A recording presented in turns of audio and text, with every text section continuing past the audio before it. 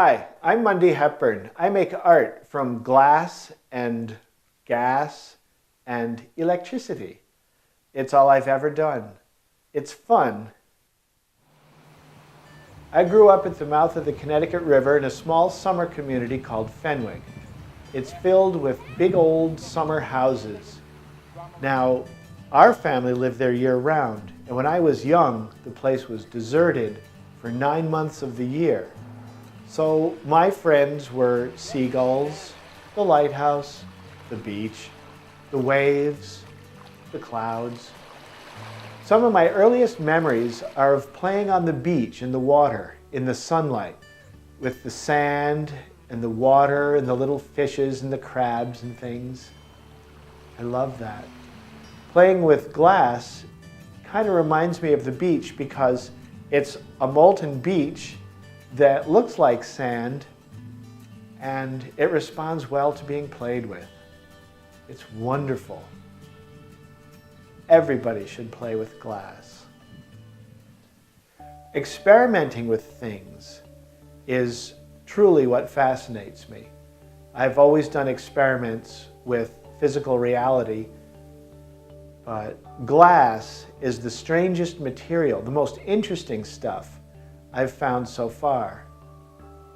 But the gas mixing too is fun.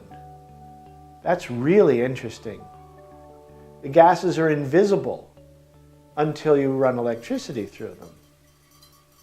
Then you see what they're made of, and their magic comes out. And if you mix them just right, you get some really cool stuff.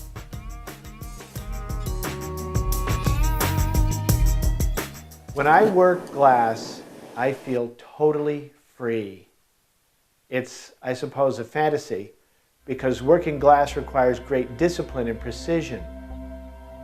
The shapes kind of form themselves depending on how you move. It's kind of like a frozen ballet. If you move just right, you get these wonderful natural curves because the material is this very, very smooth goo. The consistency of it is very sensual, and it changes according to how hot it is. It's a unique material because it's solid, but liquid when hot, and clear, or colors. So it's kind of like pulling air or space, solidifying space. It's a very strange medium to my emotions. It feels utterly magic, like no other experience in reality.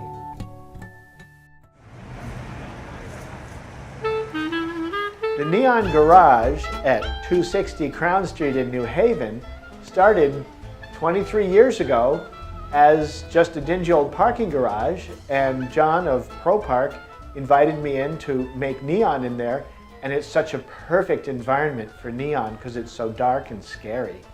And now it's this magic sort of dreamland that I couldn't ask for a better place. This has become a public art space just because it kind of developed. First it was a parking garage, and they needed lights, and they needed crazy lights, and that's of course my job.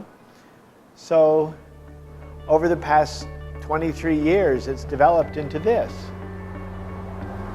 and it's come a long way. The Neon Garage is so neat because it kind of developed organically as first a parking garage, but now it's kind of a place where people go to experience the other world, my world.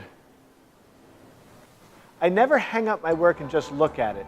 So the Neon Garage is the place where I hang up my work and just look at it. And everybody else looks at it too. And every once in a while, I'm here when they're looking at it, and I realize that I'm nourishing not only myself, but everyone else also. That's fun. That makes it worthwhile.